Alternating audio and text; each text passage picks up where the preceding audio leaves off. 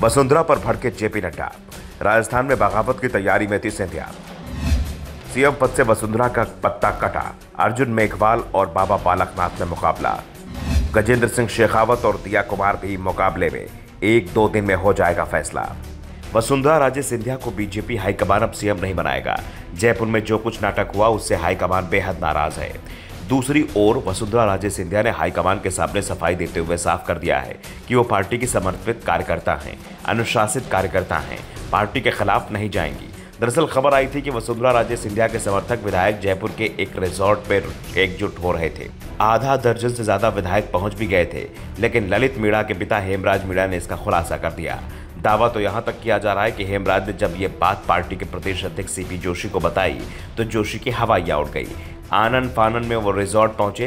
वैसे जोशी तो यही कह रहे हैं कि ऐसा कुछ नहीं हुआ है।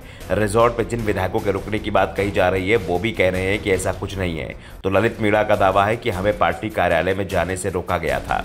वसुंधरा राजे सिंधिया के बेटे दुष्यंत सिंह ने कहा था कि पार्टी कार्यालय में नहीं जाना है। ये खबर दिल्ली तक पहुंचा दी गई है और उसके बाद से ही वसुंधरा को दिल्ली आने का निर्देश दे दिया गया था।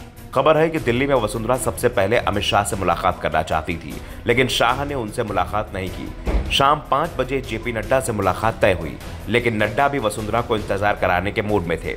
5 बजे की जगह वसुंधरा से मुलाकात 8 बजे के बाद हुई और इस मुलाकात के बाद ये साफ हो गया है कि हाईकमान वसुंधरा राजे सिंधिया को सीएम पद नहीं दे रहा है और ये भी साफ हो गया है कि वसुंधरा राजे के किसी समर्थक को भी सीएम पद नहीं मिलेगा, क्योंकि जो नाम सबसे आगे बताए जा रहे हैं वो सभी वसुंधरा के विरोधी माने जाते हैं।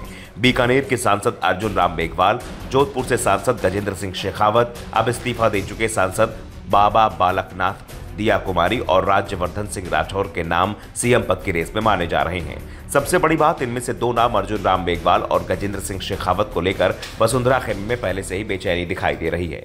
इन दोनों के साथ वसुंधरा राजे सिंधिया का टकराव नया नहीं है।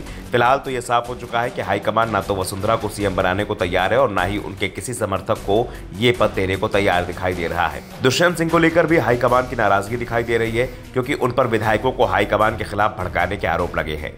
दरअसल बीजेपी हाईकमान ने इस बात के लिए तय कर दिया है कि राज्य में नया नेतृत्व उभारा जाएगा। वसुंधरा राजे की 70 से ज्यादा उम्र हो चुकी है, ऐसे में उनकी जगह किसी नए चेहरे को कमान सौंपने की तैयारी है।